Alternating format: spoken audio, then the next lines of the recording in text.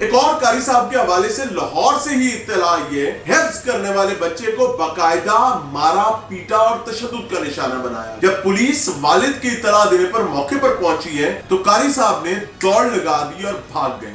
آج کی ویڈیو تمام ان والدین کے لیے ہے جو یہ چاہتے ہیں کہ ان کے بچے اپنے سینے میں، اپنے حافظے میں، اپنے دل و دماغ میں رب تعالیٰ کے کلام یعنی کلام مقدس یعنی قرآن کریم کو محفوظ کر لیں۔ تو لہٰذا دست بستہ درخواست کہ وہ تمام والدین جن کے بچے حفظ قرآن کر رہے ہیں یا کرنا چاہتے ہیں، میری ریکویسٹ ہوگی کہ اس ولاگ کو ان تک ضرور پہنچائیے گا۔ اس میں کوئی شک نہیں کہ حفظ قرآن بہت بڑی سعادت ہے، لیکن وہیں ایک ریالٹی اور فیکٹ یہ بھی ہے کہ جتنی بڑی سعادت ہے اتنا ہی مشکل کام بھی ہے۔ اتنا ہی مشکل ہونے کی وجہ سے اتنی بڑی سعادت جو ہے وہ ہم تک پہنچی ہے۔ حفظ قرآن کوئی عام سادہ معاملہ نہیں ہے، اور ایک اکیلا بچہ جس کی عمر چند سال ہے اس کے لیے حفظ قرآن مکمل کرنا literally it is something like a Herculean task۔ یہ ایک مشکل کام ہے، ایک جہد سے بھرا ہوا کام ہے۔ ہمارے ہاں اذیت اور عذاب یہ ہے کہ والدین اپنے بچوں کو مدرسے یا اسکول کے حوالے کر دیتے ہیں اور اس کے بعد یہ سمجھنے لگتے ہیں کہ ہاں ٹھیک ہے 4-5 سال بعد ملیں گے، تب تک بچہ حافظ بن چکا ہوگا اور جنت مل جائے گی ہمیں۔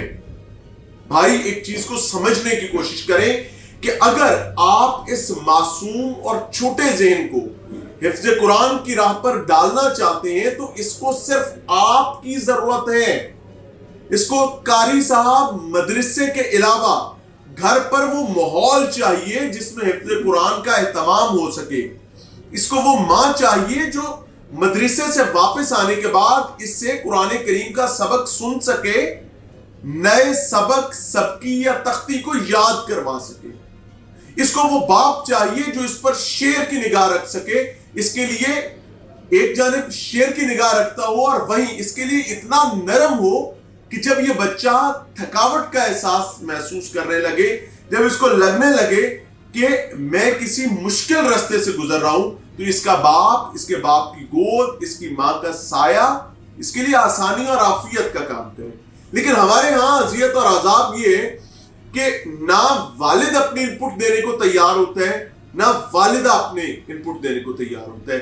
لٹرلی اگر کسی خاندان، گھر یا قبیلے میں ایک بچہ حفظ کر رہا ہے، اس بات پہ کوئی شک نہیں ہے کہ ایک لمحے کے لیے آپ کو مدرسے کا استاد بنا دیا جائے اور آپ سے توقع کی جائے کہ آپ نے کسی بچے کو انگلی تک نہیں لگانی ہے، لیکن آپ نے پورا کلام مقدس، دنیا کا معروف ترین کلام، مقدس ترین کلام، اس کے سینے میں حفظ بھی کروانا ہے۔ کیا یہ ممکن ہو سکتا ہے؟ ان تمام حالات میں جب بچے کے لیے گھر میں کوئی تعلیم کا ماحول نہیں ہے۔ میری دست بستہ درخواست کہ اگر ہم ہمیشہ مدارس کو، مدارس میں موجود معتبر اور معزز شخصیات کو ہی اپنے نشانے پر رکھیں گے، ان کو ہی برا بھلا کہتے رہیں گے، اور دوسرے ہاتھ ہم یہ بھی چاہتے ہوں گے کہ ہمارے بچوں کو حفظ بھی انہوں نے کروانا ہے۔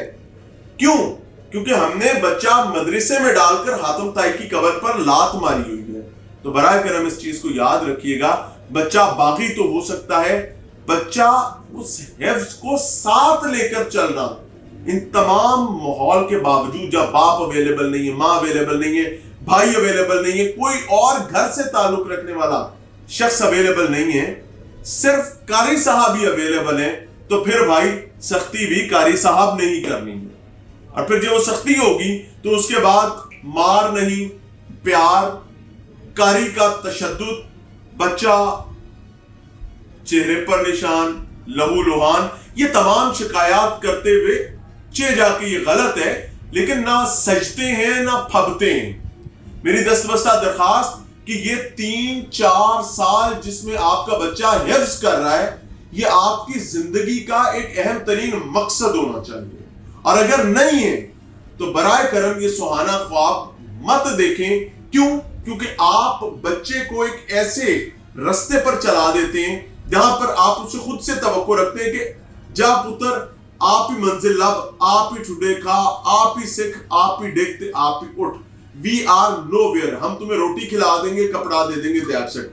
भाई ये एहसान भी करने की जरूरत नहीं है। खुदारा अपने बच्चों के लिए अवेलेबल रहें, ताकि आपका बच्चा रोजाना स्कूल जा रहा है, मदरसे जा रहा है, लेकिन रोजाना उसने सबक याद नहीं किया, और एक क्लास में 40 बच्चे हैं, इन 40 बच्चों में से 30 बच्चे ऐसे हैं जिनको घर में एनवायरनमेंट अवेलेबल नहीं है, और वो बगैर याद किए हुए रैपिडेटली वापस मदरसे में आ रहे हैं। तो मुझे एक बात बताएं कि मदरसे में मौजूद मुअल्लिम, मुदर्रिस, कारी क्या करेगा?